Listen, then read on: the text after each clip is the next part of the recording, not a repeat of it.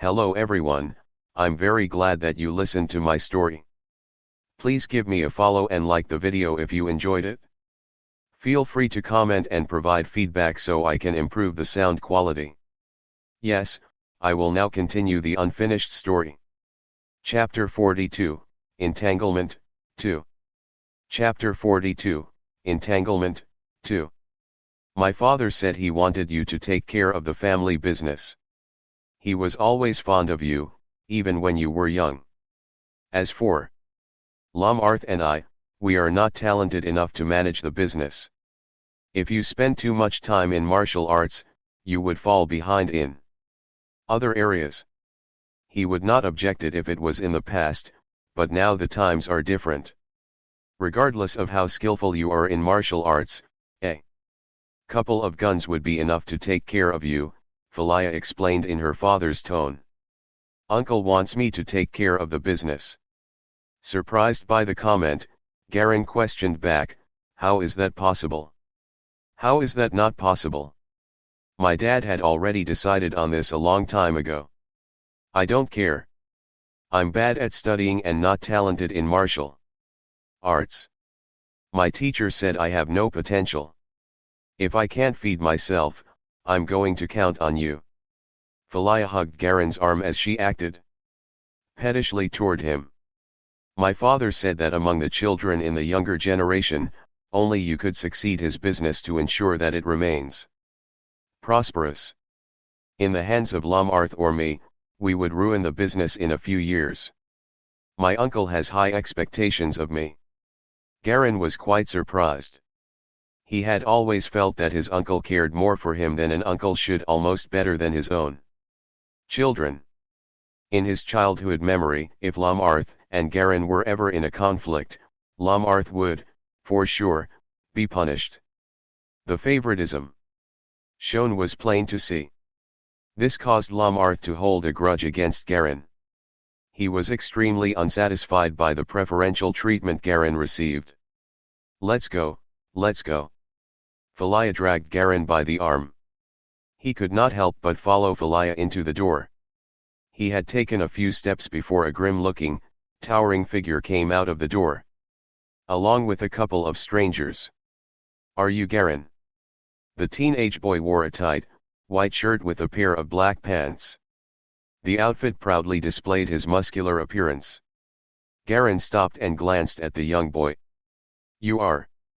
I am Lambertha's cousin. I heard you've been bullying Lamarth with your martial arts. Is this true? The young boy stared at Garin with a frown. What do you mean? I've been bullying Lamarth? Where have you heard this? Garin wanted to step in the door, but the young boy intentional stepped in to block him. Garin winced. That's enough, I need to go in. You are also part of the family.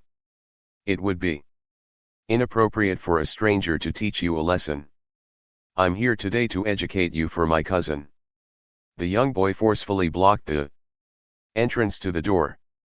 Then, there was a conflict of interest. Due to their inability to manage the assets, the returns from his aunt's family had decreased over the years, and with that, the center of attention shifted onto his uncle's new business. When his uncle first ventured out, he received an extensive amount of support from his wife's family to grow the business. Her family was a critical factor in the success and expansion of the business. However, his uncle, as the owner, now stated that he would pass the business to his sister's son. What did this mean? Garin quickly realized, it implied that his uncle thought all the youths from his wife's family were incompetent when compared to Garin. Only Garin could ensure his business to thrive in the future. Since the wife's family invested a lot into the business when it was still in its initial stages, they already considered the business to be a part of their own. The unexpected statement about his sister's son inheriting the business would displease her family with the decision. Garin looked at the young boy in front of him and had an idea. It's Lambertha's idea to come and find me, right? Okay, enough of this game, don't block the way. We can chat when we are inside. The young boy laughed grimly and twisted his body as he blocked the way again. He put his arms in front of his chest and stared fiercely at Garen. Garen frowned. "This is not what you guys think it is. We can chat about it when we are inside. Don't get used by Lamarth. Don't believe everything he says." He didn't want to start a conflict with the young boy and the group of strangers, for the size of his family was not to be underestimated. They were not saints and were intertwined with gang-related business. If he received a bad name from this conflict, it would become problematic later on. That's not what Lamarth said. The young boy with a vicious look slid his body across the door as he obstructed Garen's way. "Are you going to get out or not?" Garen was losing his patience. He didn't want to play fighting games with a young boy. "What if I don't get out?" The young boy didn't back away. Garen's eyes turned icy as he extended his right arm out, aiming for the young boy's neck. "Pa!" The young boy launched a side kick into Garen's palm, generating a loud sound from the impact. Fine dust fell off where they collided. He immediately retreated his leg and performed a roundhouse kick, forming a circle. His foot targeted Garen's wrist. "Pa!" His pants created a draft as it viciously skidded through the air from the kick. The young boy's move was executed elegantly and smoothly. Both of the two kicks landed in the same location on Garen's body. It was only after taking 2 steps back that he was able to stabilize himself. "That's all." Garen stared at him, bewildered. "You." The young boy's face turned pale as a bead of sweat emerged from his forehead. It was clear that the last couple of moves were not easy to perform. However, when he saw that the opponent wasn't even forced to budge, he already knew the difference between them. Garen glanced at him impassively without even budging. He patted the dust off his palm and entered the wide, open entrance. His palm and wrist didn't even turn red from colliding with the kicks. "Don't you dare to leave before you explain yourself today." The young boy burst out hysterically. He dashed as he kicked straight at Garen's chin. Garen's face turned grim. He pushed his right hand forward as he redirected the young boy's right leg. After that, he turned around instantly and kicked out behind him. Peng. Kaka. The adult male behind Garen took a side kick to his body and collided with the wall behind the door. He was the young boy's bodyguard. He had intended to attack from behind, but he didn't expect Garen to turn around and perform a side kick. A couple of bystanders gasped at the forceful side kick that had directly slammed into the bodyguard. The bodyguard's entire body collided with the door frame like a sandbag. The sound of bone fracturing was audibly clear. Just imagining. The sound was painful. Everyone felt goosebumps shivering down their arms. The bodyguard's arm couldn't feel a thing as the bones were shattered on collision. He couldn't even stand up straight. The opponent's power far exceeded his expectations. He leaned heavily against the door, trying to stand up without being able to do so. The way he looked at Garen changed drastically. Garen, who stood across from him, glanced at him with an icy stare, his eyes displaying a boundless sea of emotionless cruelty. The bodyguard suddenly felt frightened. He had seen a similar stare coming from his team leader before. He knew that if he made any movement, he will kill me. He froze in place and dared not to move. The sudden change not only stunned the young boy motionlessly but also shocked Phalia, causing her to gape with her mouth wide open. No one moved. Garen sneered. He knew that the conflict could not be resolved with just this. He walked in front of the young boy and pressed his finger against his forehead. "Even your bodyguard is weak. No wonder Uncle is passing the business to me. What's the purpose of your existence if you are so useless? Go die in a ditch." Pa. His finger lightly pushed forward. The young boy's head swayed backward as Garen left a red mark on his forehead. In front of Garen's killing intent, his pupils immediately contracted. At the very moment when Garen touched him, he felt as he was about to die. "Don't kill me!" he frighteningly burst out in a cry. He rolled and crawled backward to hide behind a large vase. His eyes were full of fear. Garen smiled and stood straight up. He knew that he had broke the young boy mentally. He would be the boy's worst nightmare. Even if someone provoked the young boy, he would not dare to bother Garen anymore. That was also his intention. The boy had yet to develop a mature mental state of mind. This situation was solved by simply scaring him. Since the conflict couldn't be resolved during the moment when the bodyguard tried launching a sneak attack, Garen was resolute and decisive in his actions. He went with the simplest solution that will solve it once and for all, destroying them mentally. "Let's go, Falia." He turned his head to look at the girl beside the door. The girl's lips trembled as she gazed at him. A glimpse of fear could be seen in her eyes. When Garen pointed at the young boy's forehead, she thought he would be killed. She had only seen such viciousness coming from her father's bodyguards.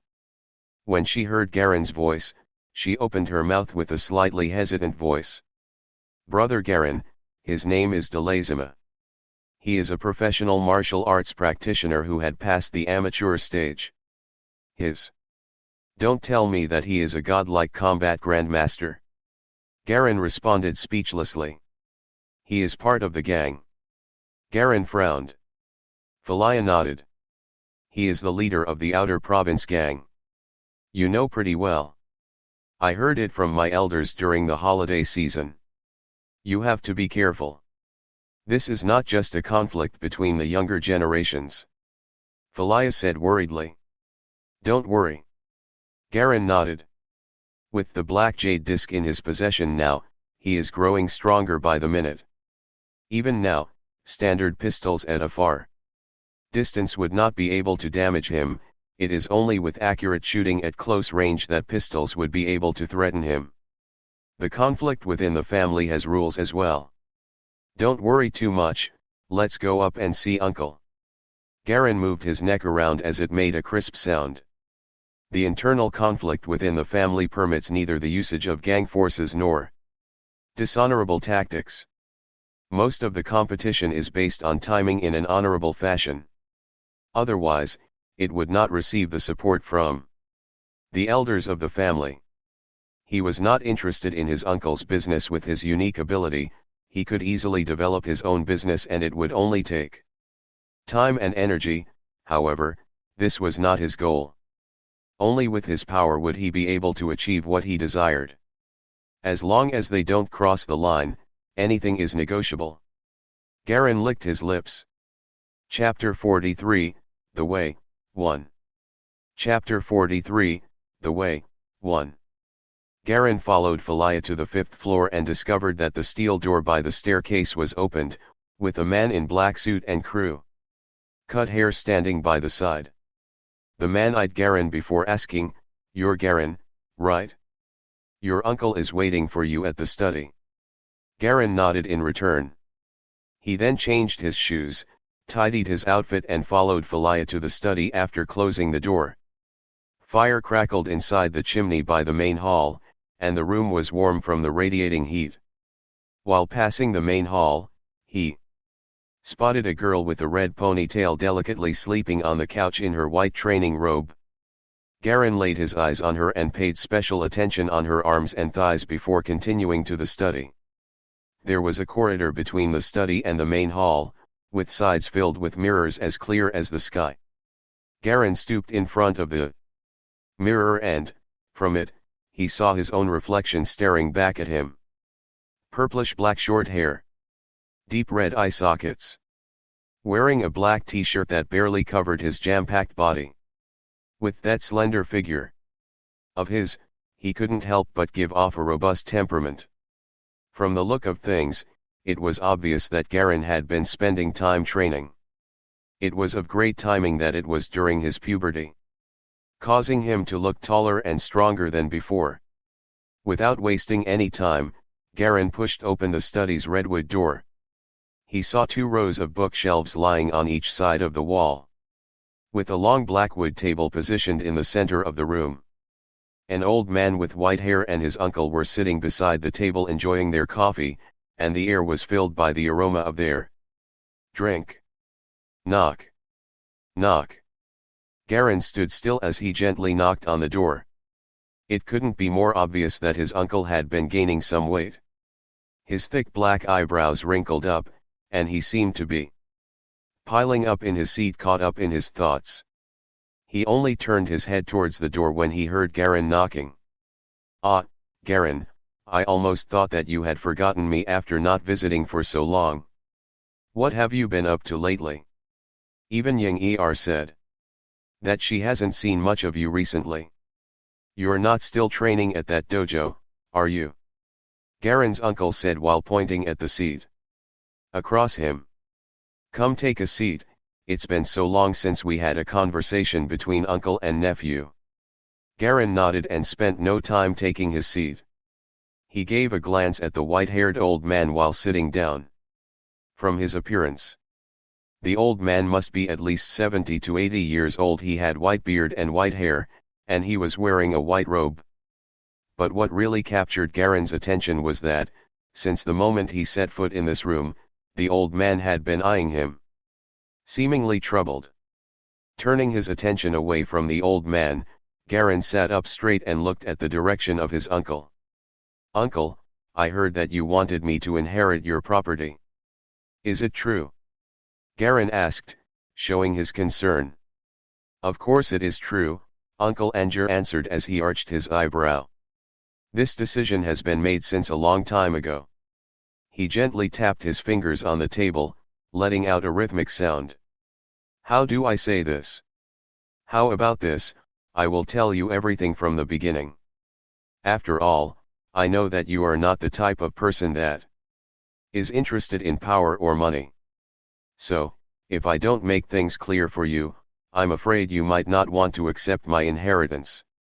Garin was taken aback, not knowing how to reply. However, it was indeed what his uncle had said. He did not care about having power or money. Perhaps it was because he had an ability that made him ignore these types of possession, or perhaps there was some other reason. But it was definitely what his uncle had said. If things were not discussed clearly, he would have prepared to convince his uncle to drop this decision. Uncle Anger muttered to himself before speaking again, "You know the situation of my 2 children. It is certain that they cannot inherit the property. Be it Lamarth or Falia, they are playful and immature. They might change in the future, but the chances of it happening is too slim. As for the youngsters from my wife's line of family, they are too ambitious. Though I have to admit that they have some capability, but I am certain that if they inherit my property, there will be nothing left. What will happen to Falia and Lamarth then? The efforts that I had put into building this business and network just to be handed to them freely? Impossible." Garin nodded. Uncle Anger took out a cigarette and lighted it before continuing, "I admit, this situation must have placed you in an awkward position. For this, I apologize. However, I really don't want my legacy to be in the hands of someone else. I still have 2 kids. Yes, Falia and Lamarth.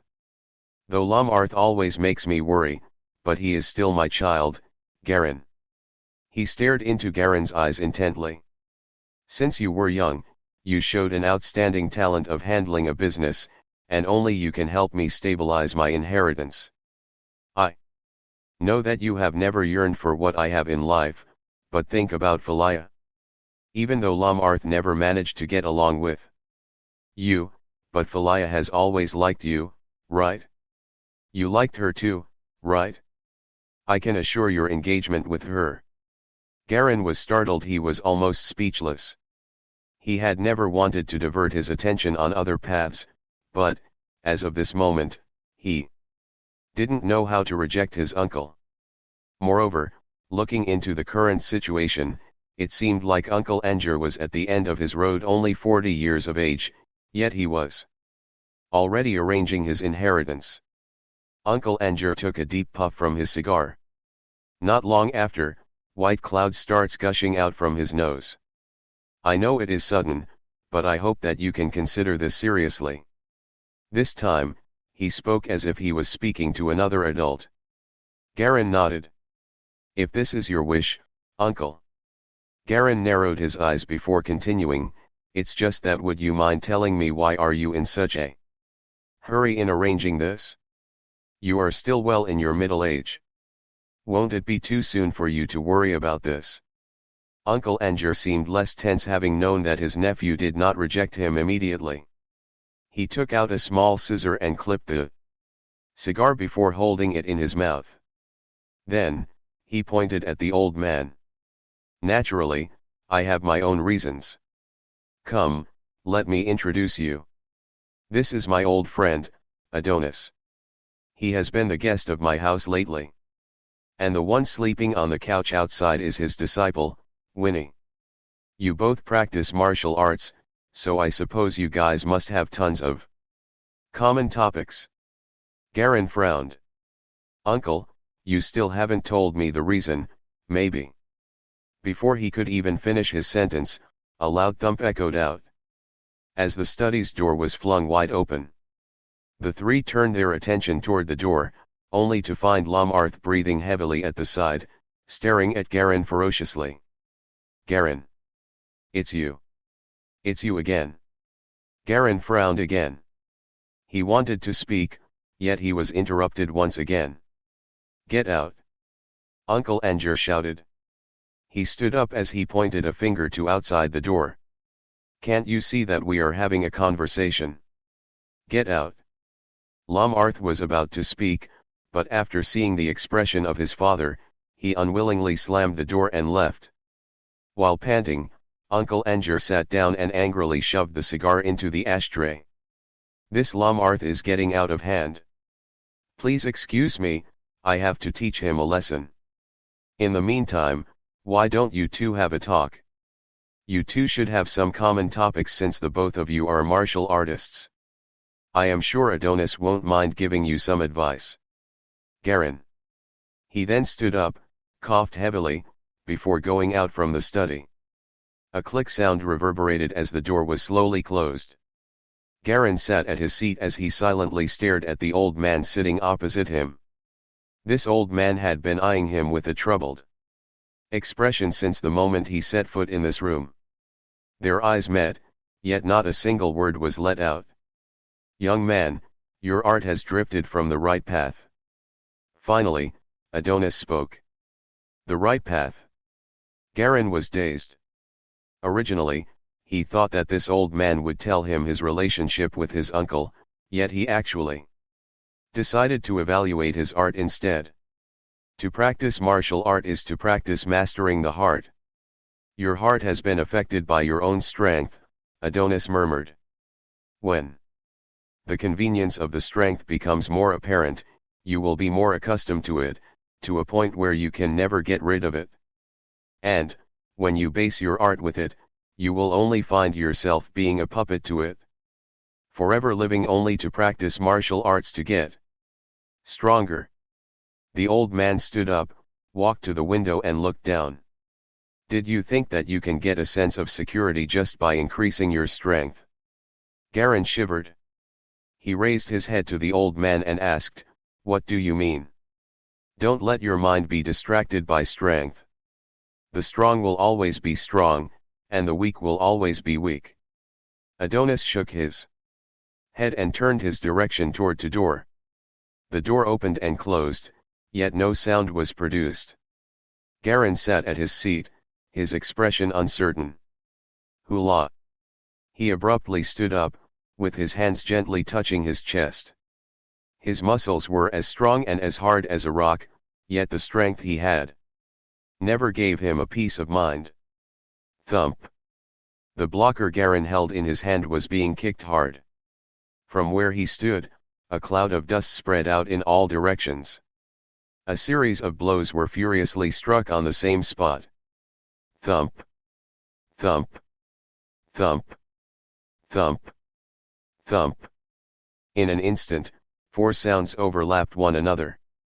Garin was slowly knocked back, and his hands were almost unable to keep the blocker stabilized.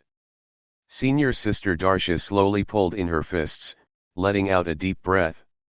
Each side of her temples was blood red, a sign only a master in the White Cloud Dojo would show.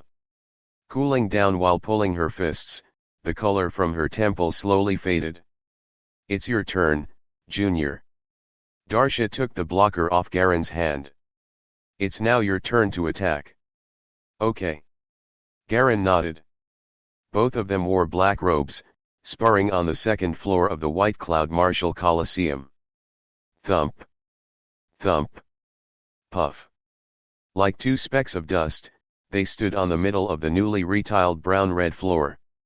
Each blow they traded, wisps of white dust proliferated around them. The sound of their feet screeching against the floor was enough to have someone clench their teeth. Garen repeatedly jabbed and swung his fists towards Darsha, but each of his blows were precisely blocked by the latter. Darsha seemed to be at ease, and her steps were as light as feathers. The white tiger tattoo that occasionally appeared while sparring seemed as if it was alive during vigorous movements.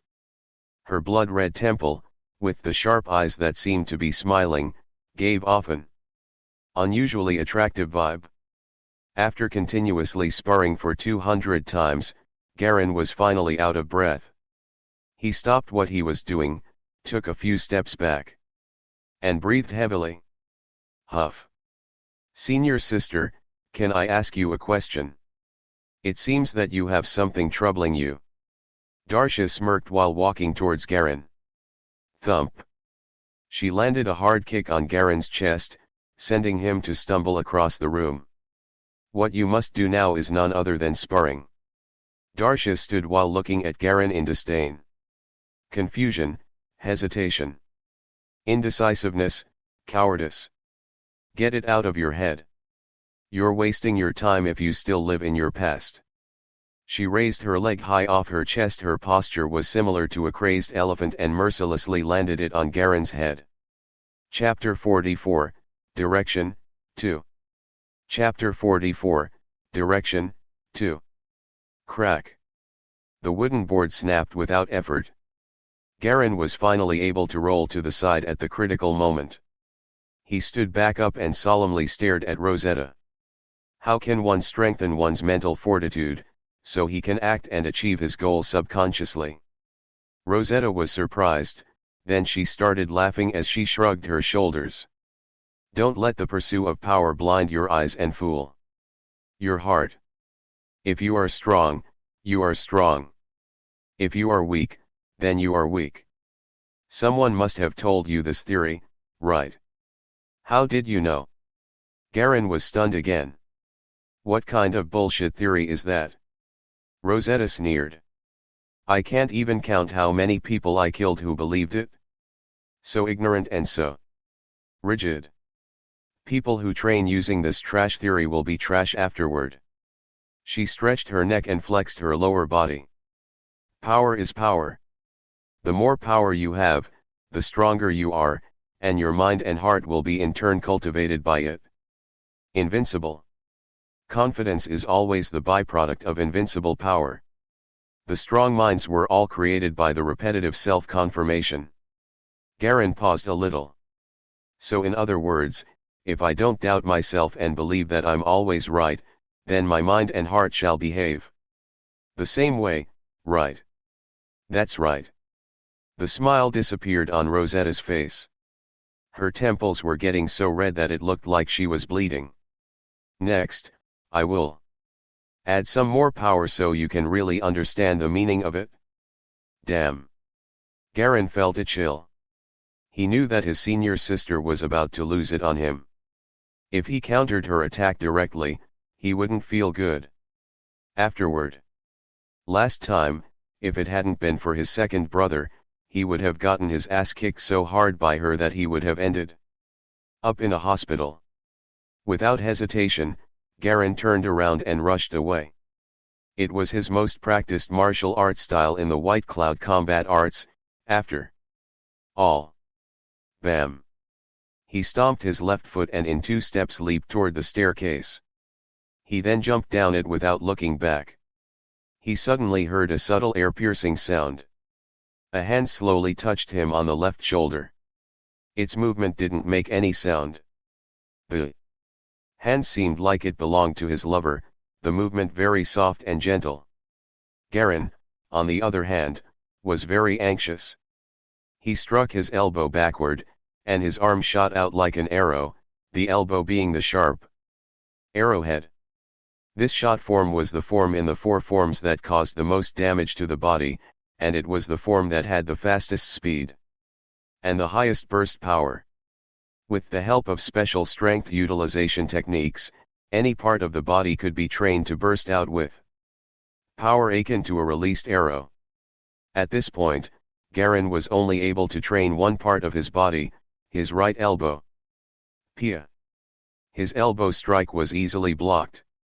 Garin stomped his feet, and his body continued dropping toward the bottom of the staircase. His speed was a bit faster than usual. He was using his hidden strength, after all. The White Cloud secret arts that he was mastering were slowly increasing his strength on a daily basis. Although he was at the peak of an adult strength's threshold, his strength was still increasing at a steady pace. It had no sign of slowing down. With this small differential in speed, Garin finally escaped the death chase by his senior sister. He firmly landed on the stairway on the 1st floor. In the morning, there were quite a few disciples who were coming and going from the grand hall on the 1st floor. They all recognized Garin as the dojo master's new disciple, who just joined the dojo not long ago, when they saw him jumping off the 2nd floor. Senior sister goes by the rule of 0 combat under the 2nd floor. I'm lucky that I got down in time. Garin wiped the sweat from his forehand as he calmed himself down.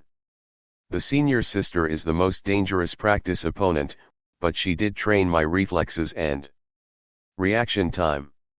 If I don't stay cautious all the time, I will for sure be going to the hospital. By now, he had realized the mysteriousness of White Cloud Dojo. His master Fei Baiun wasn't around most of the time, and Garin had no idea what he was doing. Besides that, from the way his senior sister spoke and herself told stories, he could tell that she was a horror figure who'd killed a lot of people.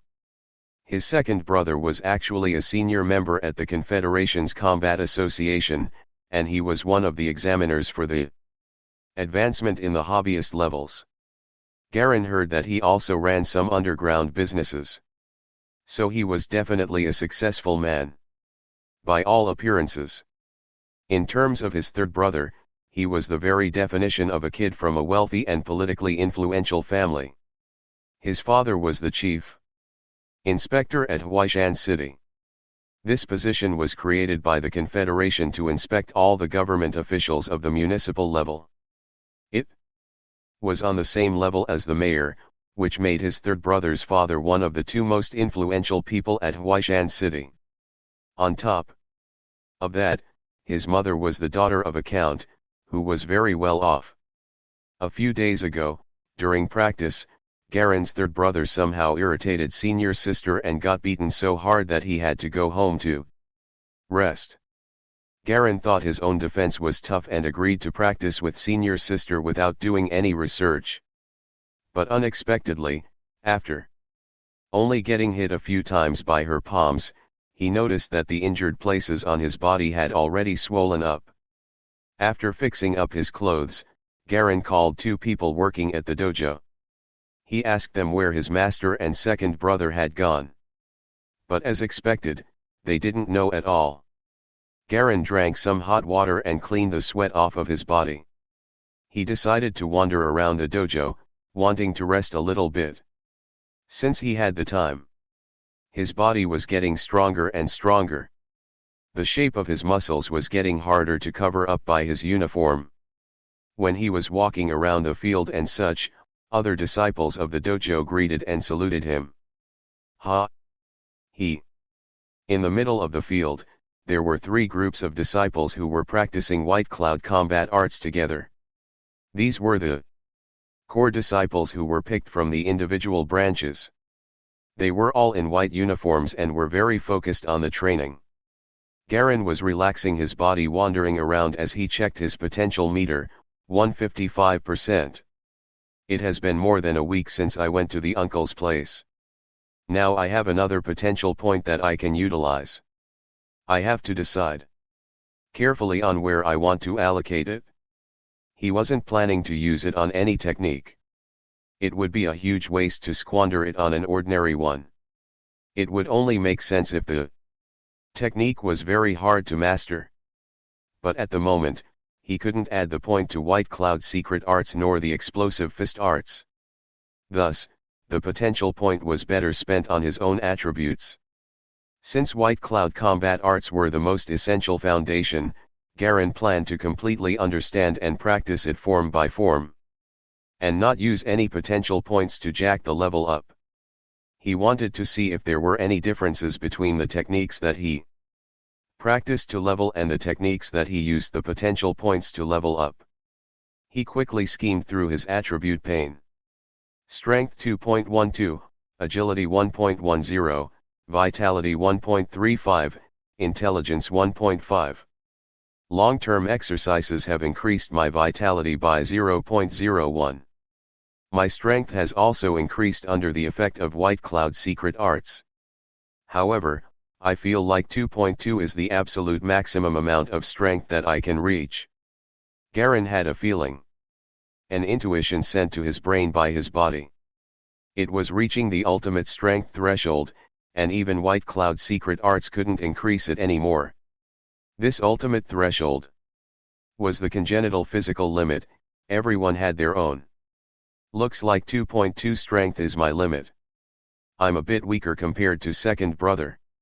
Second brother's strength is about 450 pounds, which is an equivalent of 2.25 in terms of attribute points. His congenital physical limit might be higher than mine, but I heard that his strength has not increased in a long time. Could it be that 450 pounds is the peak strength for all humans? Garin thought to himself. I should do some research on my own. And he did exactly that. He turned around and went to the library in the dojo. The strong, bald elder was still sitting in front of it. His eyes were closed as he sat cross-legged. Garin thought of something and walked up to the elder. Big Master Bai, can I ask you a question? After a solid 4 to 5 minutes, the elder opened his eyes. Go ahead. What's the peak strength for humans? Garin asked quietly. Peak strength. The elder thought about it and said, in terms of measuring we use here, it should be around 480 pounds. This is the best record in the industry. But since each person has a different potential, we all stop at our own limit despite how hard we train. Then, where do you think my limit lies? Garin asked, pointing at himself. You. Big Master Bai carefully observed Garin. I think your peak strength is somewhere between 430 pounds and 450 pounds. So accurate. Garin was surprised.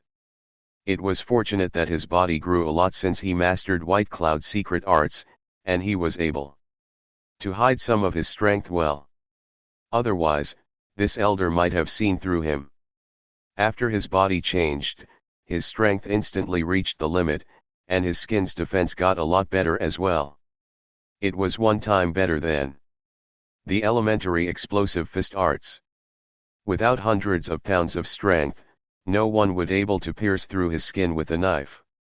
Thank you for your time. Garin bowed and showed his respect. He turned around and left after he saw the elder close his eyes. Then looks like 2.40 is my absolute peak for strength. If I add the potential points to it, it should increase by 0.3, which is like 60 pounds of strength. But I'm not sure if my limit will be stretched after it is reached. Garin was very unsure. If he wasn't able to stretch out his limits, then it will put a hard cap on his future potential. But if his limit was stretched and topped, then his future potential would be limitless. Maybe I should try. His eyes landed on the strength attribute. The attribute slowly jumped up. It went from 2.12 directly to 2.20.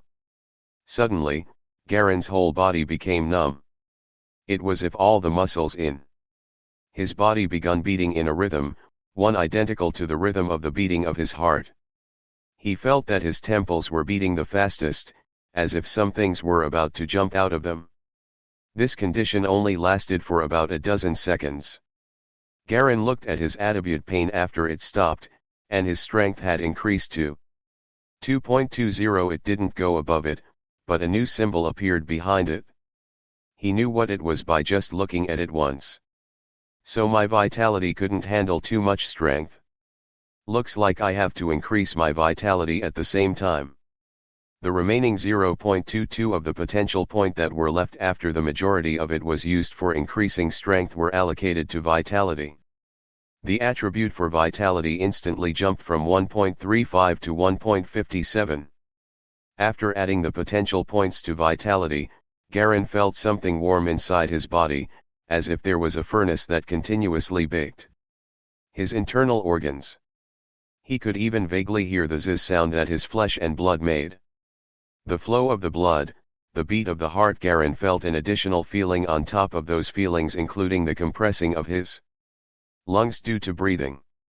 It was an unprecedented control over his own body. Pia.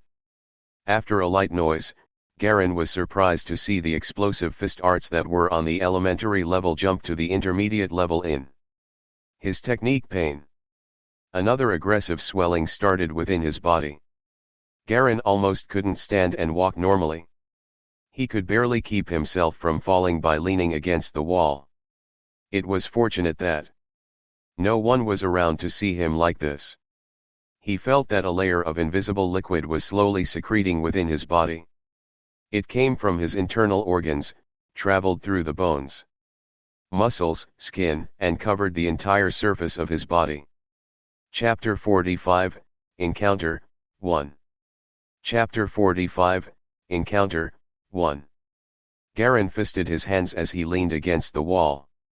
He felt that his skin was getting thicker, as if a layer of hard substance was put over his body, just like when he first reached the elementary level on the explosive fist arts. Such a strong change. He stood up straight and felt that his body was much heavier. No, a better word for it would be firmer. The elementary level of explosive fist arts only offered increased defense, but if I remember correctly, the intermediate level should offer the vibration effect. I have to carefully test it. He didn't stop and went directly to the test rooms at the back of the field. He looked around and picked one without anyone inside. He carefully locked it from the inside just to be sure no one would be looking. He walked up to the wooden weapon rack and picked up a curved knife. Thud. He stabbed the knife into his left arm. It didn't pierce through the skin, stopping at the surface as if it had hit a very hard wooden surface. Garen slowly applied more and more force onto the knife. The strength applied to the knife instantly went over 50 pounds, then slowly 100, 150, 160, 170. C8. After a slight noise, the tip of the knife went through his skin, and Garen immediately stopped applying the force. He looked at the point on his skin that the knife had pierced. There was a very little red dot on his skin, and a tiny bit of blood was slowly flowing out of it. However, it quickly solidified, as if it was an injury that a needle left behind. After placing the knife back in the weapon rack, Garen pinched the part of his left arm that got stabbed. 170 pounds of endurance and defense.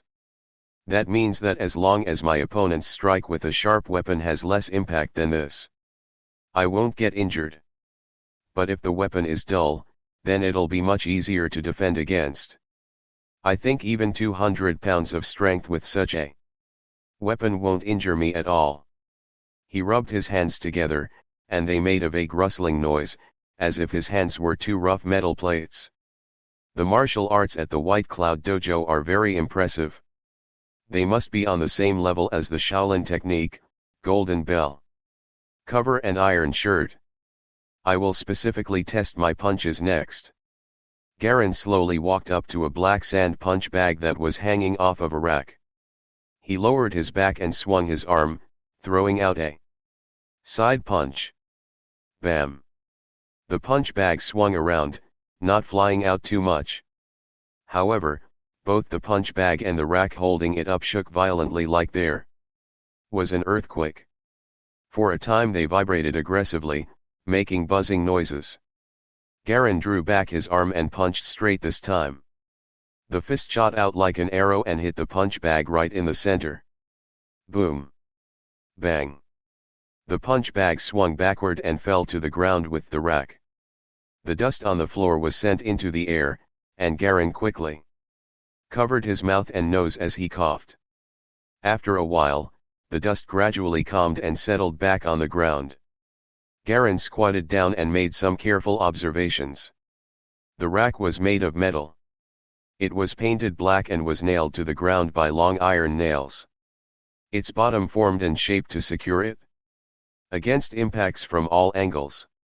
Right now, all the hard iron nails were perfectly pulled out of the floor without any sign of damage on them. Garen picked up an iron nail that was about the length of the index finger and looked at the others as well. Is it because of vibration? Apparently, it has this effect on nails. I wonder what kind of effect it would have on humans. He stood up as he thought about it and stretched out his arms and chest by swinging his arms horizontally backward. The jacked muscles on his back were compressed and bumped against each other as he moved his arms. It felt like there were strands of iron chains twisting and intervening with each other under his skin. Si. Whew. He took a deep breath as he closed his eyes and recalled the moment when he punched out. It's a vibration. A strong vibration. He threw out a punch into the air, using the shot form. After he punched out, there was a vague whistling sound. The strength would cause vibrations after it's used, and transfer a huge vibration in the opponent. This type of attack would deal a great amount of damage to living creatures' internal organs. I have to find an opportunity to test it out since I'm still not sure where exactly I stand in terms of combat abilities. Garen drew back his fist and stood up straight. He stretched his neck and looked at his well-built upper body. It was at that moment that he realized that he had turned from a weak teenager to a tough, muscled man. This change is really significant when considering that only a few months have passed by. He pulled on the button of his shirt, trying to cover up his chest muscles. However, it was impossible. He helplessly resigned the effort. I can't really use my full strength when I'm practicing with senior sister and brothers in the dojo. It seems like I'll have to find other alternatives if I really want to test my real combat abilities. Now that the situation at the Golden Hoop, Silver Silk Castle, and with Uncle are all mixed together, it's very chaotic. I don't have to worry too much about the situation with Uncle. However, the Golden Hoop will soon find out that I had killed that number 102, and they will certainly come for me again. It will be a great time to see what I'm made of. Garen bumped his fists together as he thought, next, I will just have to keep a close eye on Grace. Garen shook his head after looking at the sand punch bag on the floor again. He turned around and walked out. 4 days later. Back at his home on Blue Tree Street. Brother, I'm going with my classmates to Jade Ripple Lake tomorrow. Do you want to come? Yang Er's voice came from next door. Jade Ripple Lake again? Who's going? Garen was thinking about the progression on Dale Quicksilver's case. He was surprised by his sister's sudden question. After doing so much and thinking about so much external work, I almost forgot that I'm only a high school student. He thought to himself. Just my classmates, and a few of my best friends from junior high school.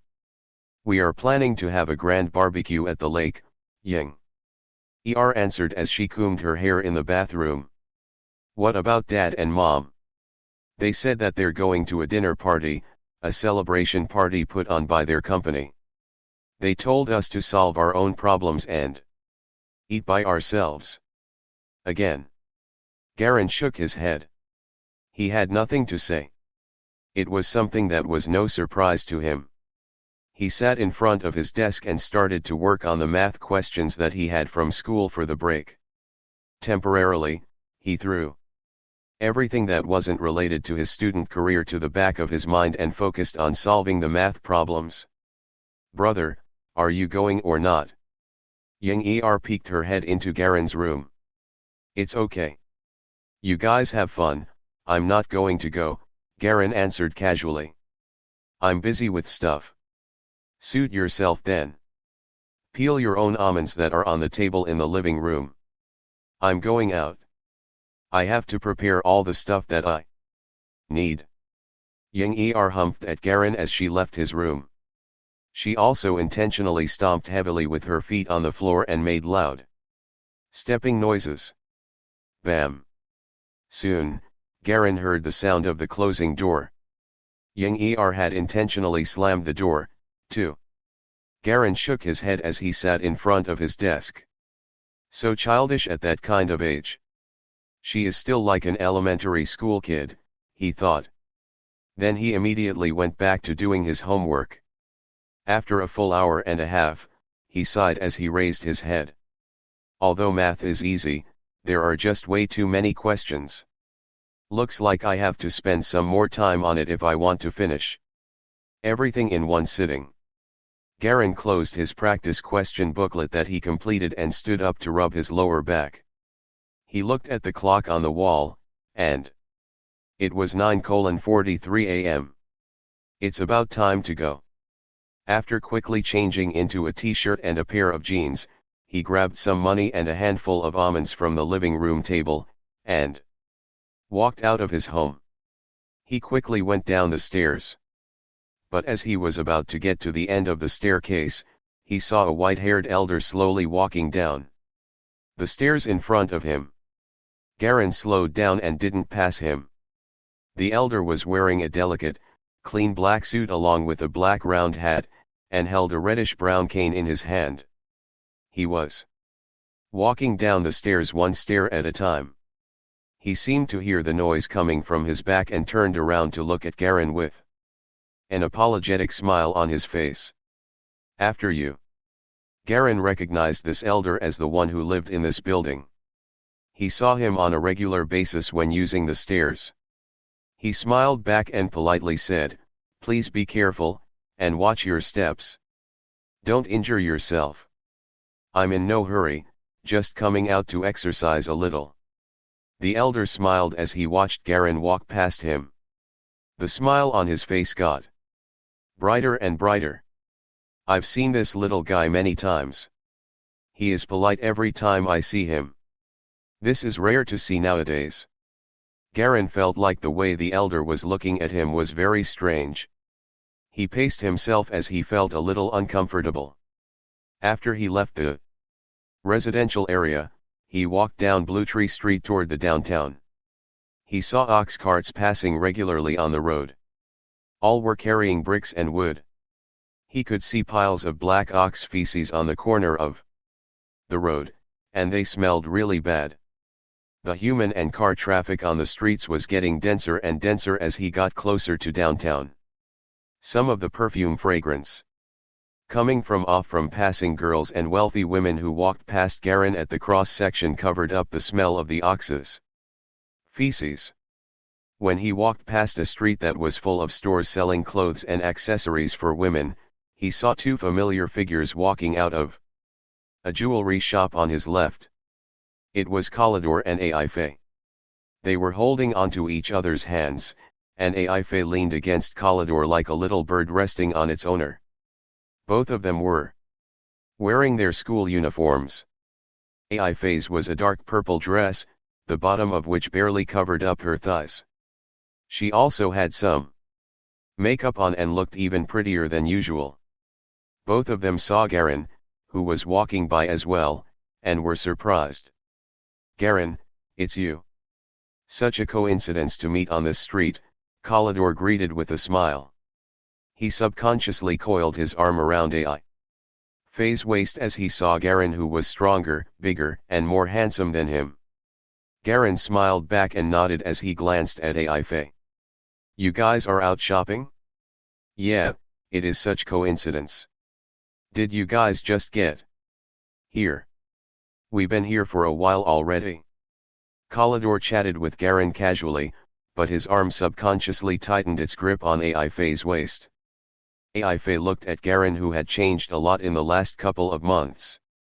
Although she had a slight smile on her face, she felt a little miserable. This great boy in front of her had shown interest in her, hinted that he did like her. But after comparing Kalidor with Garen right now, Kalidor was no match with Garen in terms of appearance. In terms of height, Garen was literally looking down at Kalidor. There were also looks, figure, style, and temperament differences. "Ai, say hi to Garen." She heard Kalidor's voice, and that brought her back to reality. She quickly nodded at Garen and said, "Long time no see, Garen. How are you doing?" Looking at the tall and handsome man in front of her, the scene of them being deskmates appeared in her head. But as she finished asking the question, Kalidor, who was beside her, suddenly reached his hand under her dress and started rubbing. Ai kept on smiling innocently, but her body stiffened as she felt Kalidor's hand. She knew that Garen must have seen it. One of Kalidor's hands was recklessly rubbing her bottom, and the other one reached out for her chest. It was formed into different shapes under Kalidor's forceful fingers. Ai instantly felt like her body was getting hot, and her face burned. She saw Garen's slight frown.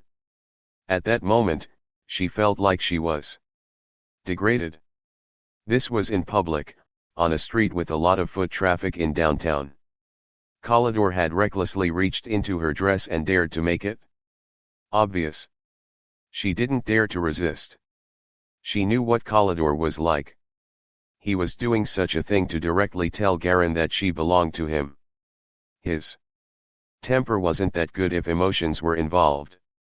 If she resisted, she knew that it would be over between Kalidor and her. At that moment, she felt like a whore. She had been trying to maintain her image 1 second, but was completely exposed the next. She could feel Garen's stare, and the looks of other pedestrians on the street. She could feel them clearly. This unprecedented shame and embarrassment made her body shiver uncontrollably. Chapter 46, Encounter, 2. Chapter 46, Encounter, 2. Garen scrunched his eyebrows. Kalidor was not trying to hide anything from him, and Garen knew he put a lot of pressure on Kalidor. Ai lowered her head, and she was scared to face Garen. Many thoughts ran through Garen's mind, but he knew their relationship had ended. "I still have something to take care of." "Have fun," Garen said. "Garen, you're alone, right? Why don't you join us?" Kalidor got what he wanted, and he stared at Garen with a slight smile on his face.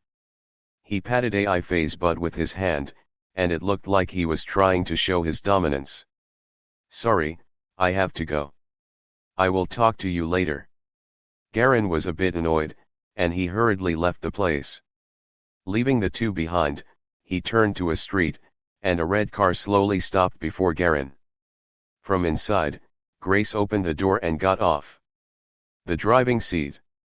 "Garen, sorry for being late," she said. Grace wore a black suit with a white shirt inside. Her skinny legs were covered with a pair of black stockings, and her long brown hair was silky smooth. She looked cool and pretty with her hair trailed over her shoulders. Grace stood beside Garen, and with both of them having red pupils, they looked unusually like a couple. "No worries, I've also just arrived. Garen looked around, and he barely saw any pedestrians. There were several children playing at the side of the street, and it looked like they were playing hide and seek. How's the recent situation? Garen asked. Nothing happened. Grace lowered her head and respectfully answered. She looked like a secretary standing beside her boss. They probably knew who I was working for.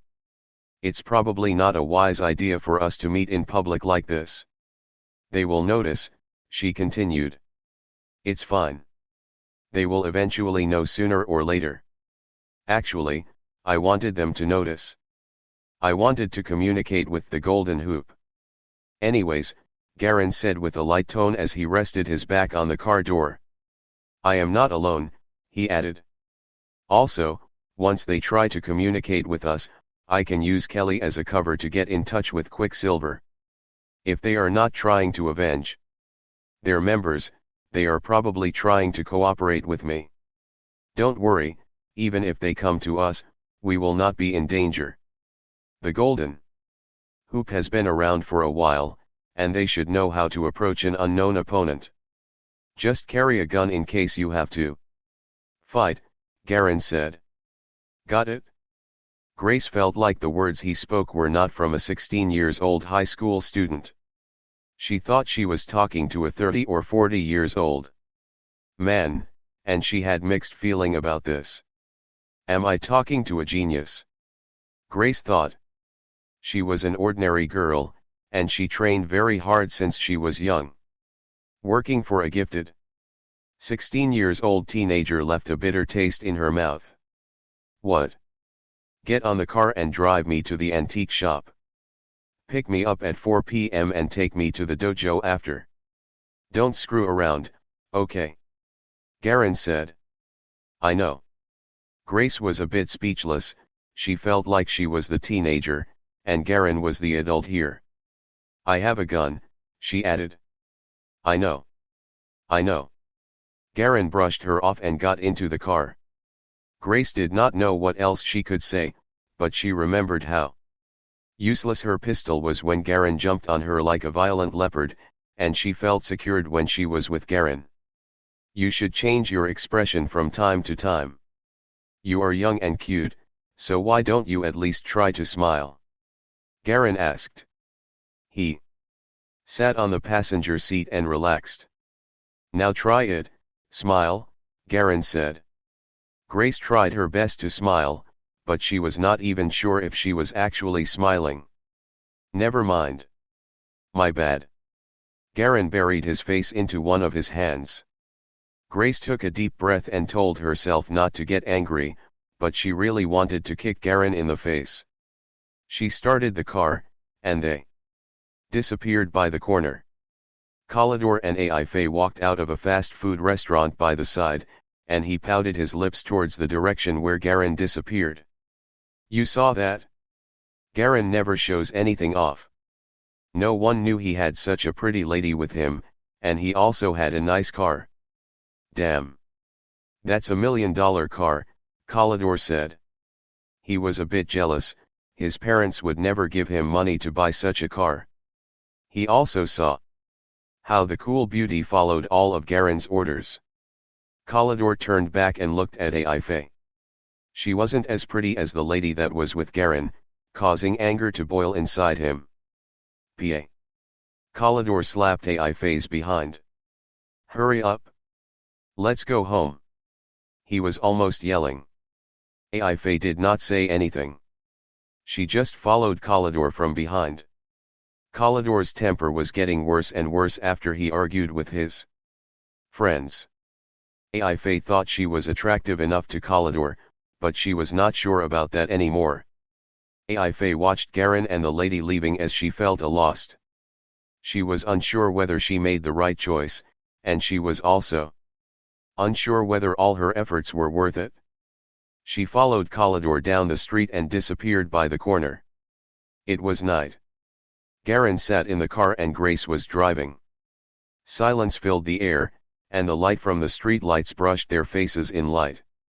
Their pace was slow, and even the carriages were faster than they. As they drove into a relatively quiet street, someone suddenly appeared in the middle of the way and blocked their path.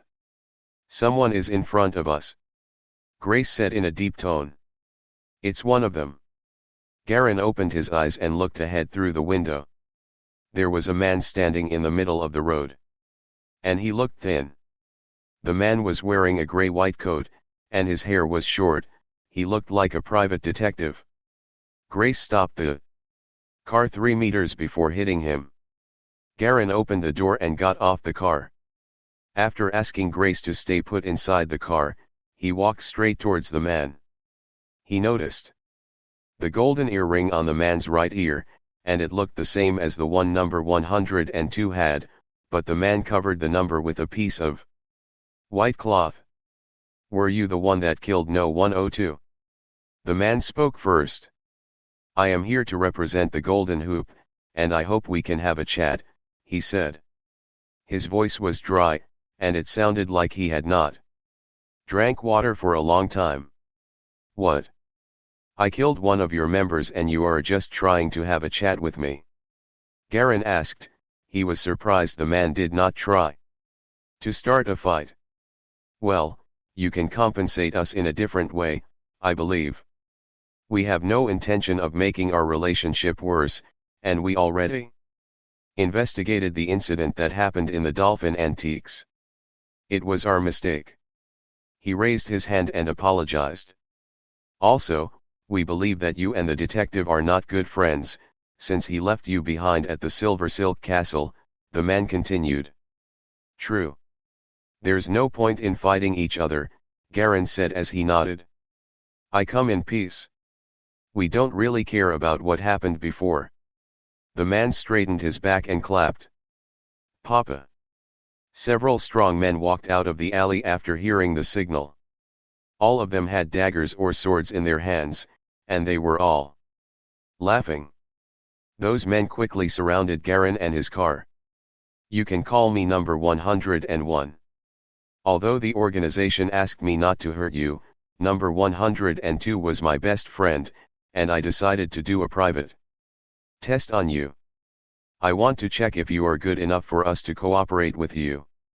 Also, I want to know how you killed No 102. The man in coat smiled. "Ah!" Garen heard Grace's scream from the car. Garen saw that Grace was seized by 2 strong men, and they were moving towards the river. The other side of the river was apartment buildings, and the embankment was gray. "What do you want?" Garen said in a cold tone as his eyes narrowed. "I told you already. It's just a test," number 101 said while smiling. "I don't like being tested like this." Garen turned around as he spoke in a light tone. Grace screamed again as she reached the edge of the embankment. She was just 1 step away from falling to the river. Garen turned back and rushed towards Grace, but number 101 blocked his path. "Move aside," Garen said. "We will kill your girl if you fail the test, but you have to hurry. I am not sure how long they will keep her by the edge. A weak girl like her won't be able to handle the pressure for too long." Number 101 smiled and said. He clapped again, and one of the men walked towards Grace with a dagger in his hand. He put down the dagger by a sand gull and slashed the air with his hand while laughing cruelly. "Do what I say, otherwise, we will have to kill your beautiful girlfriend." Number 101 laughed. "I take it that the Golden Hoop doesn't really care about me," Garen said and laughed. "I thought you guys were smarter than this." "I guess I am too naive," he continued. "Don't worry, Grace. I will avenge you if they decided to kill you," Garen said as he looked at Grace with eyes half opened. Pong. Once these words were spoken, Garen suddenly attempted to seize number 101. His arm size doubled as he used the strike stance. It sounded like the air was slashed open. The veins on his hands were visible, and they seemed as big as an adult's head. Die. The muscles on Garen's back moved towards his right arm like waves. Chapter 47, White Eagle, 1. Chapter 47, White Eagle, 1. The ferocious force brought up a burst of wind. Before Garen's arm connected, the strong pressure from the move already squeezed the air out of No. 101. Garen's right arm seemingly grew a few inches as it swelled up. Like a mace, it crashed past. Chi. His claw slid past No. 101's face. Number 101 snickered. He easily avoided this attack with a side movement. An attack with this speed, are you joking around with a kid? Garen withdrew his hand as his arm returned back to its original form. He stayed put and calmly stared past No. 101. On the edge of the embankment, the man who was holding a small blade slumped to the ground. Fresh blood slowly flowed out of his forehead, and a pendant in the shape of a book fell on top of his clothes. You bastard! No. 101's face darkened as he retracted his vision. I guess I have no choice but to break the rules this time. He abruptly teared off his trench coat and threw it away, exposing the black vest underneath as well as his well-defined muscle lines. With one hand vertically in front, and with the other hand's palm facing outwards, he slouched his back. He exhibited a strange style of combat pose. Oh? You practice martial arts too? Garen expressed his surprise as he watched his opponent position himself. He noticed that his vertically erect right hand had an abnormal skin color of faint copper red. Bang! Bang! Suddenly, the sound of 2 gunshots came from the neighboring road. It was especially piercing to the ears on this quiet street at night. Number 101, after hearing the gunshot, peeked at his right. The expression on his face immediately changed, and he quickly relaxed his combat pose. Something's happening. Everyone, retreat. The other strong men who surrounded Garen became nervous as well. One by one, they put back their knives and other weapons as they ran towards the neighboring road. They quickly disappeared in the little alleys. Number 101 coldly glared at Garen for one last time. I will come back for you. He tipped his toes, picked up his trench coat, and swiftly disappeared into the alley like a shadowless grey bat. Frowning, Garen watched the group of people depart before proceeding to relax his muscles. It's a shame that my speed is too slow. I could have gotten an opportunity to make a person stay this time. He pulled up his collar and quickly walked to the edge of the embankment. Clap. He grabbed Grace's right hand, slowly lifted her up, then gently placed her onto the ground. Are you okay? I'm fine. Thankfully, you scared off that group of people, or else we really would have gotten in big trouble. Grace was still shaken up. She glanced at the dead Golden Hoop member on the ground. I cannot believe that the Golden Hoop would try to make a move on me. I am my company's upper management. Master Garen, please. Excuse me for a minute. I have to go back and report this incident to the headquarters. Grace's face turned cold. Even though Manuelton Corporation is not as great as the Golden Hoop, but we are not pushovers either. All right, you should go. Garen nodded. I have to go see what is actually going on. Just now, something lured them away. Be careful by yourself. It would be best if you arrange some people to protect you. What happened to your gun? Grace blushed. Before I could get it out, I was attacked and grabbed from the back. Be careful, I'll go find out what's going on. Garen couldn't help but laugh a little. What happened to that aggressiveness from when we first met? As if she was a child, Garen stroked her hair and pinched her cheeks. Then, he picked up the pendant and walked towards the dark alley. Even without the transformation of his body, Garen was already more than 170 centimeters, his natural height made him taller than Grace by a little bit.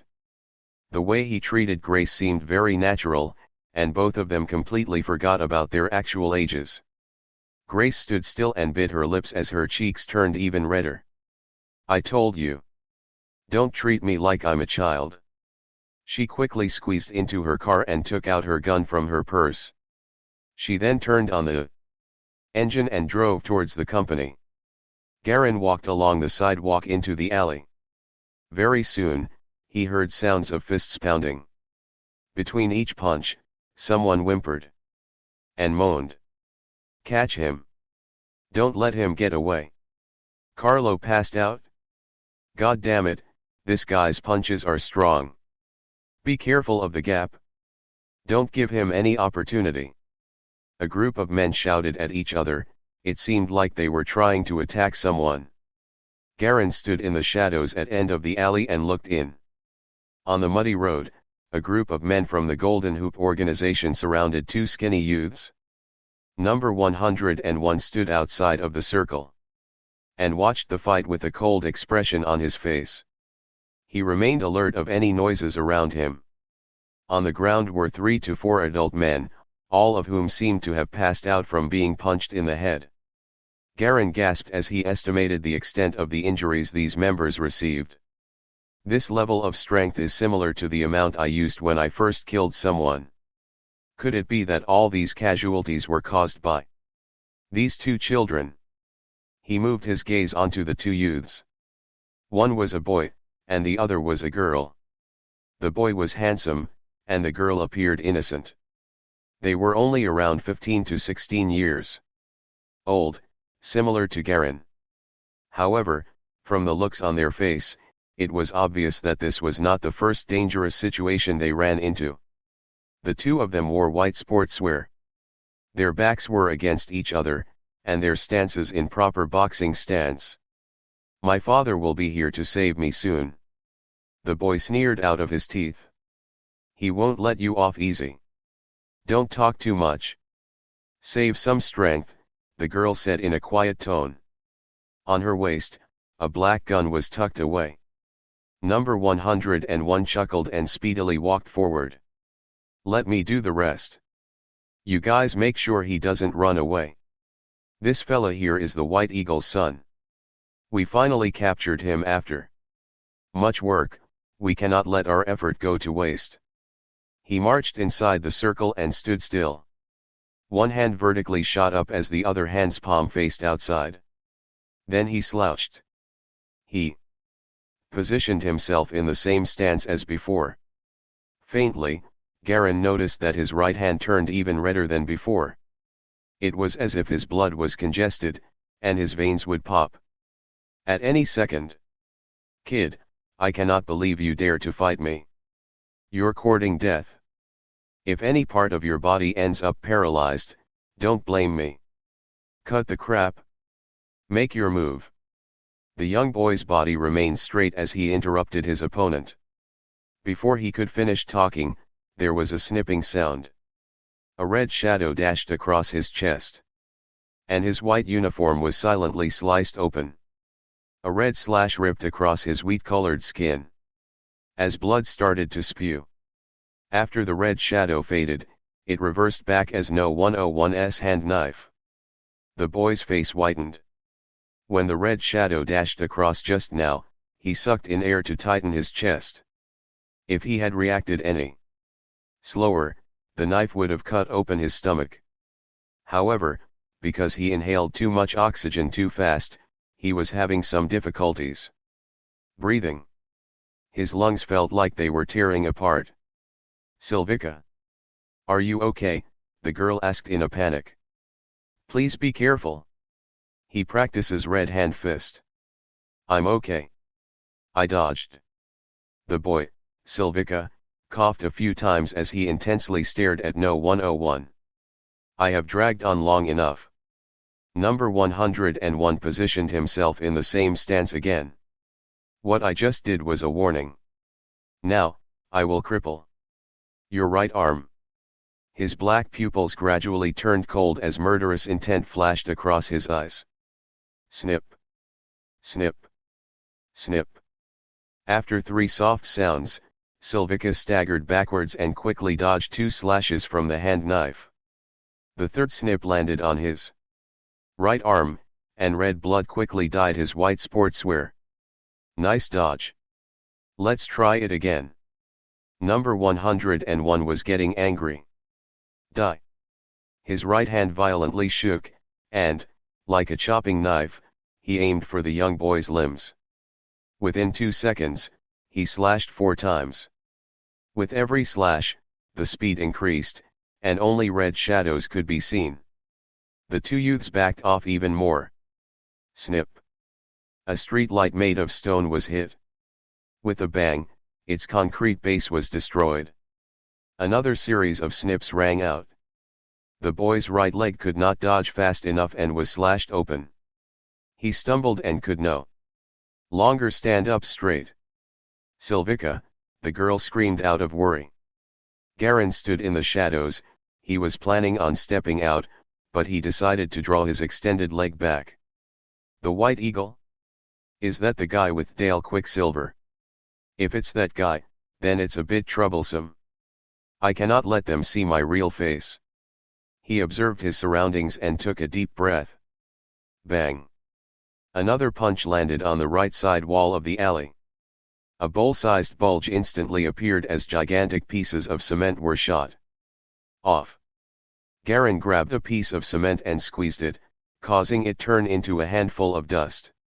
He then slapped it on his face. Immediately after, his dusty face became unrecognizable. Who is it? The party heard noises from the alley and questioned. Garin slowly walked into the alley and observed the change in the situation. During the one moment Garin did not pay attention, the young boy's left arm was hit. He was now supporting his entire body with just one unwounded leg. The young girl was trapped by another group of people, and the situation was unfavorable. Number 101 stood with his back against him. Hearing the noise, number 101 turned his head and glanced at Garin. It's you. You want to involve yourself with this too? Without waiting for Garin's answer, he suddenly laughed. Since we're all here today, we might as well take care of all of you together. Bang! The young girl on the side was kicked in her stomach. She wobbled a few steps back and was immediately hit from the back. She fell to the ground hard. Her face turned ashen as she struggled to breathe.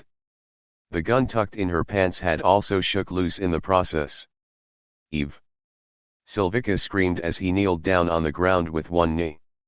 Number 101 turned around and marched towards Garin, completely ignoring the now weakened and defenseless young boy. You had such a good opportunity, yet you did not run away. Should I call you stupid, or should I call you an idiot? I have no idea why our boss sees you as valuable. He pointed at the young boy and girl who were still getting beaten up. See this? This is what happens when you fight against the Golden Hoop. Even if they are the son and daughter of the White Eagle and Dale Quicksilver, they have to obediently be tortured by us. Garin loosened his shoulders. Crisp bone-cracking noises were emitted out of his body. You talk so much useless crap. Just fight me. As a gift for what happened before, I'll make sure you have a relatively comfortable death. That is exactly what I wanted to say. Before No 101's voice faded, he dashed towards Garin at an incredibly fast pace. The moment he was about to reach Garin, he twirled his foot and turned left for an uppercut. Snip! Garin felt a pinch of pain in his left arm, and the sound of his clothes being ripped open echoed out. He looked at the wound in disbelief. There was a red imprint on his skin. Chapter 48, White Eagle, 2. Chapter 48, White Eagle, 2. Such a sharp hand knife. My body has already reached the second stage of explosive fist arts. From head to toe, my skin is rougher than a bull and is hard to pierce even with a dagger knife, but one move from his hand knife could leave a red imprint on my skin. This means, if he pierced at the same spot again, he could penetrate my defense. Garin was in shock. This attack was too fast, he could not react swiftly enough. He was blinded for 1 second, and the next thing he knew, his left arm was hit. When Garin looked at number 101 again, he already stepped back 3 meters and was staring at Garin coldly. Another speed type. Garin's expression fell. Number 101 was actually the one who was really in awe. Unbelievably, his hand knife failed to cut through the opponent's skin. This level of defense. This level of body hardening technique. I have not encountered this for years. This person has a strong physique. I need to attack his vitals, or else he will not even feel an itch, let alone feel pain. His speed is definitely not as fast as me.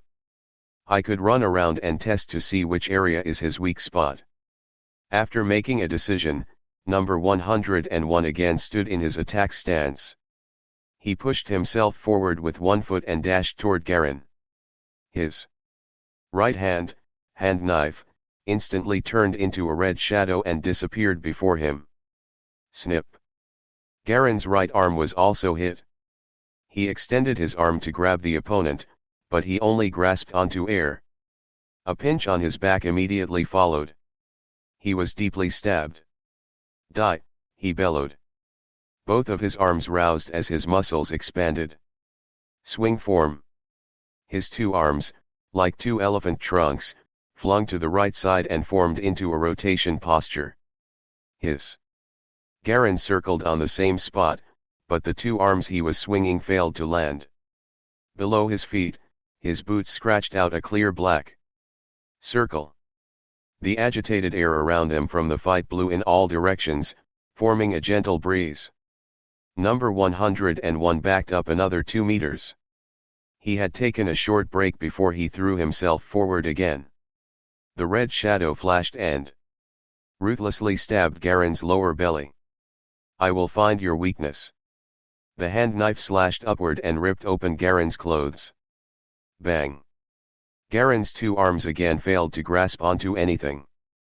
His vision blurred as the red shadow flickered. His lower belly was again pierced by the hand knife, and a wave of dull pain started to emerge. I'm hurt. He could picture the damage on his lower belly. Even though it was not deep, his skin definitely tore. I must find a way to stop his speed. Or else it will be hard for me to win no matter how good I am at defense. His thoughts were interrupted suddenly. His lower left arm felt a pinch of pain. He was hit again.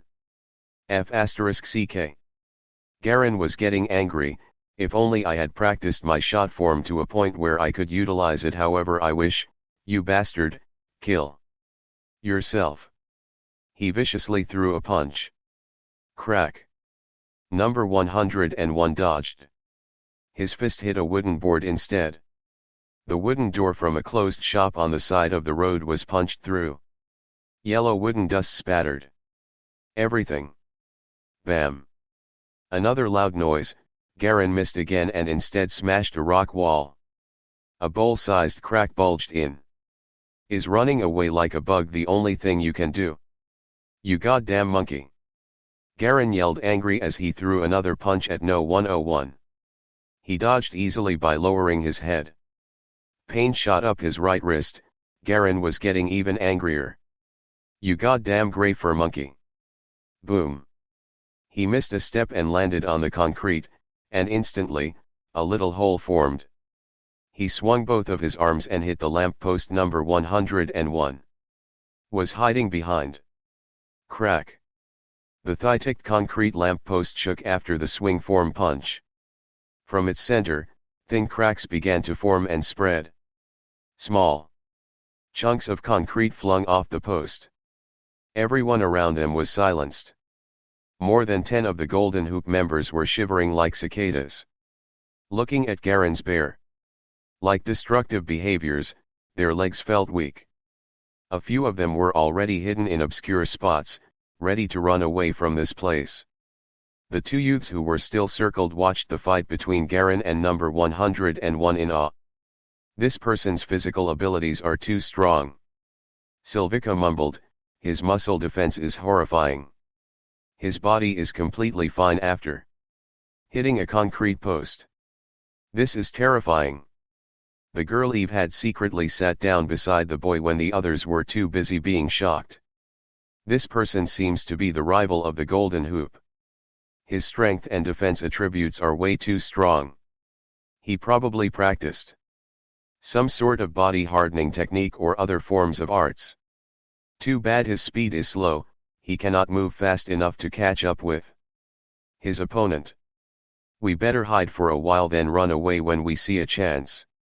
Boom. Another shop's metal iron door was hit and bulged in a round shape. Number 101 stepped back at lightning speed and distanced himself by 2 meters. His face was full of sweat, and blood was seeping out of the tip of his nose.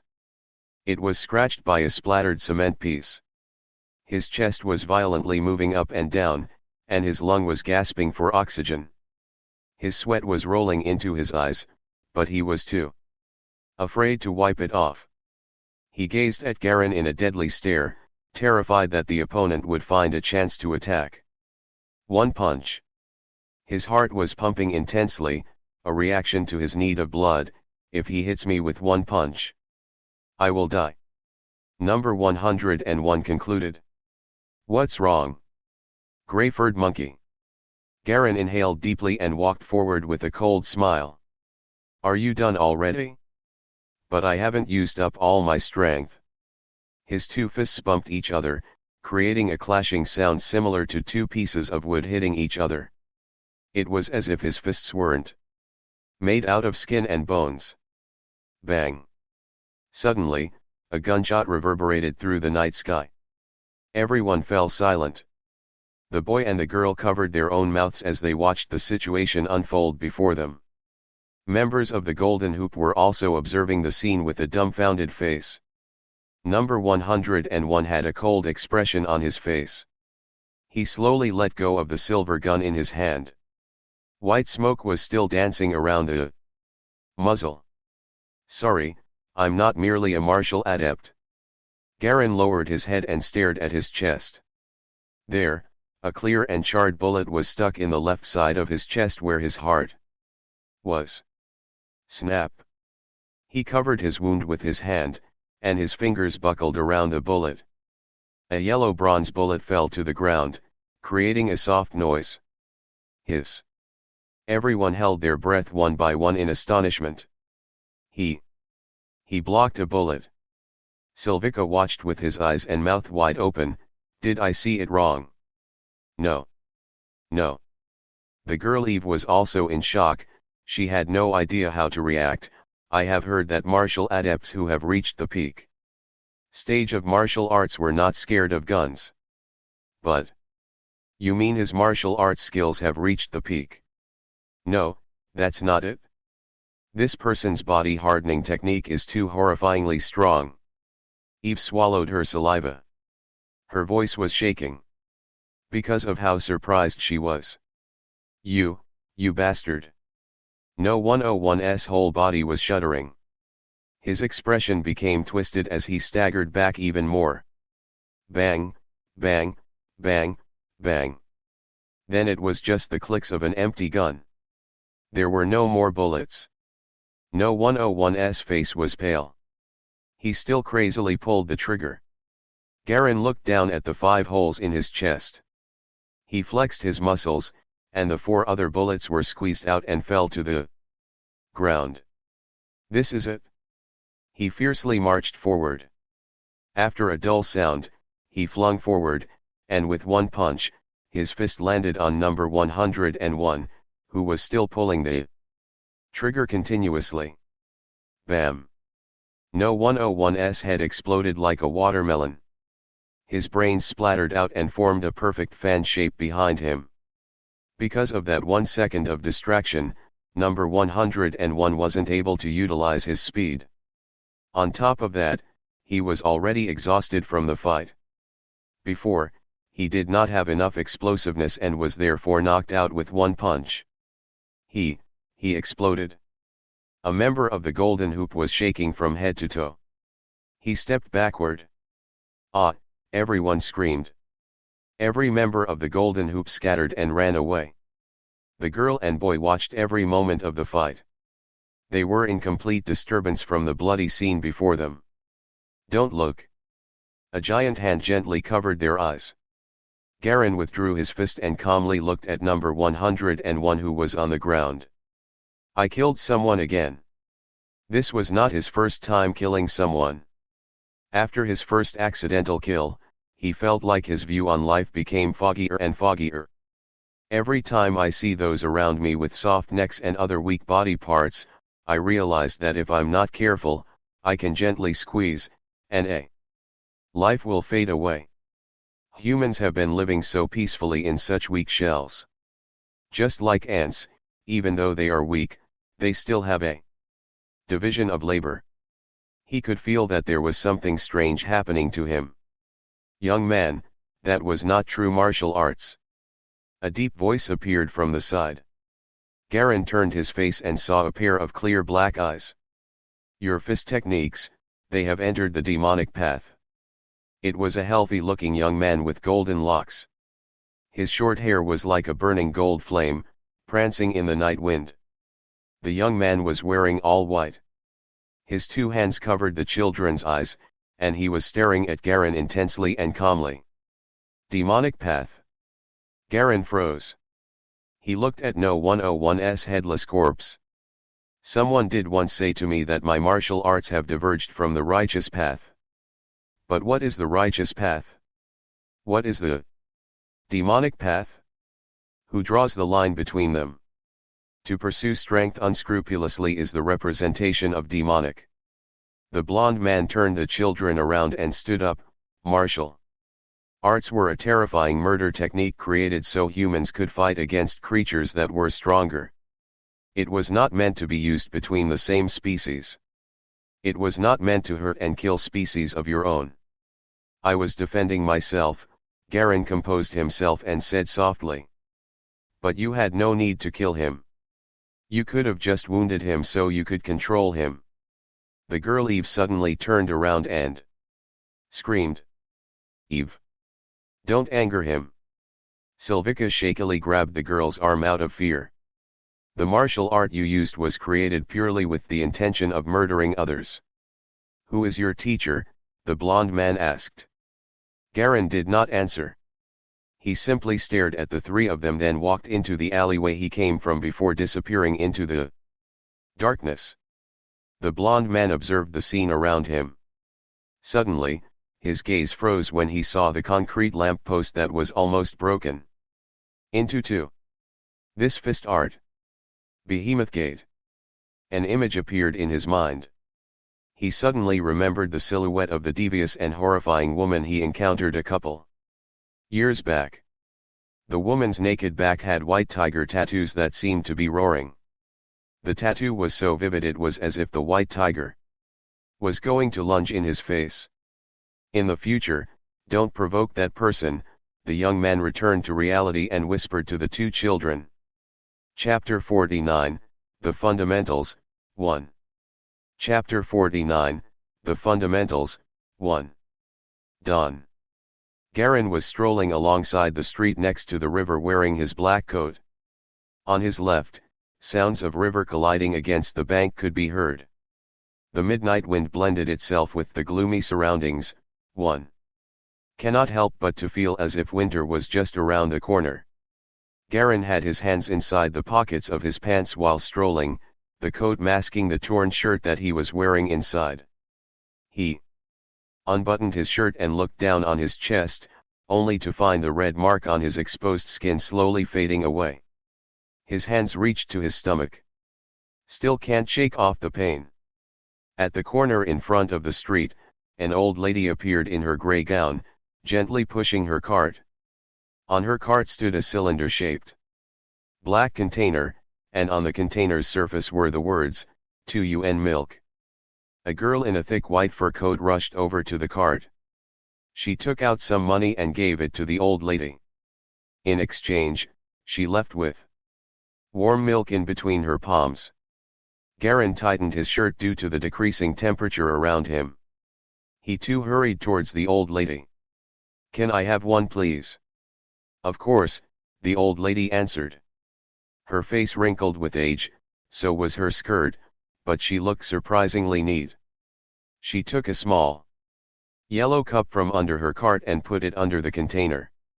She poured the milk into the cup and passed it to Garin.